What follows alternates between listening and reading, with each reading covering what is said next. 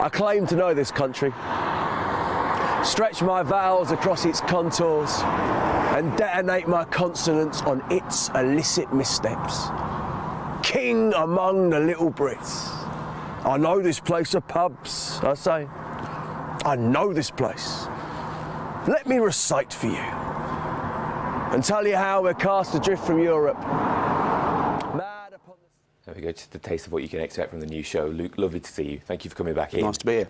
Let's talk a little bit about the reason then behind this show. Why did you decide to do Poet Laureate? Well, I've always written about Britain. I always wanted to be a journalistic poet. I didn't like the idea of being confessional when I was starting out. And when I did my first show in 2006, I thought I'd call it Luke Wright, Poet Laureate.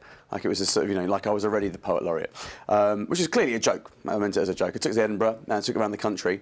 And then a funny thing started happening. When I started going on local radio stations to promote the show, on no fewer than 7 occasions, I was welcomed onto the show as the Poet Laureate.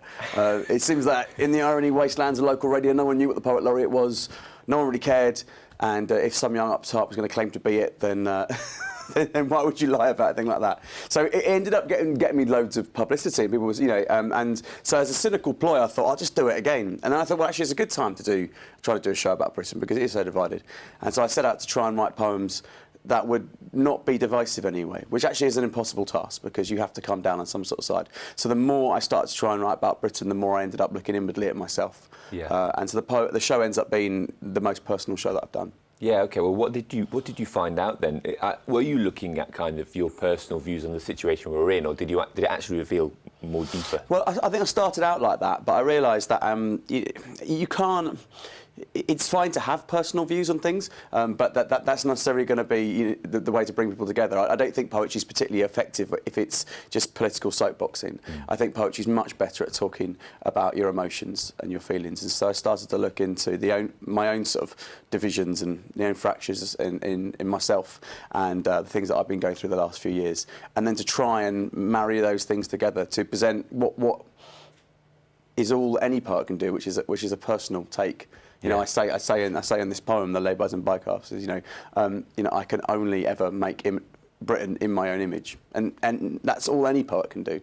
Which then begs the question: is it appropriate to have a Poet Laureate? Is it appropriate to have a single anointed figure that will somehow speak for the nation? With our nation, is always going to be divided. Yeah. Hopefully not as violently divided as it is now, but it's always going to be diverse and multifaceted, and that's a great thing. Yeah, for those not kind of following the process, every decade we have a new Poet Laureate. Every decade, Caroline Duffy is up. 2019, a new one. So you're perhaps saying within this piece of work, whoever takes it on will never be able to really kind of fully say, I can say what Britain is, and I am the definitive.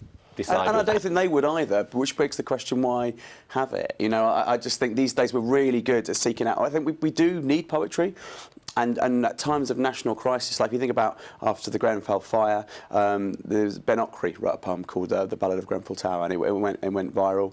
After the Manchester bombings, there was a Mancunian poet called Tony Walsh who stood up there at that vigil. He read this beautiful poem about love and his love for his city, and it was the right poem for the right moment. And we are able to seek out these things now. We don't need gatekeepers anymore. So it seems to me that the laureateship is just a tradition, and I don't think tradition for tradition's sake is what we should be doing. For you as well, this obviously is looking at what Britain means to you and what being British means. Did you kind of feel like you'd come to some conclusion there? I think it is impossible to lay it down, but I think in order to know Britain, to know your country, you need to know yourself, and I think that is the work that poetry can do. Poetry can help you understand your position in the world, understand what kind of person you are, and by better understanding ourselves, we can make hopefully wiser decisions as members of society.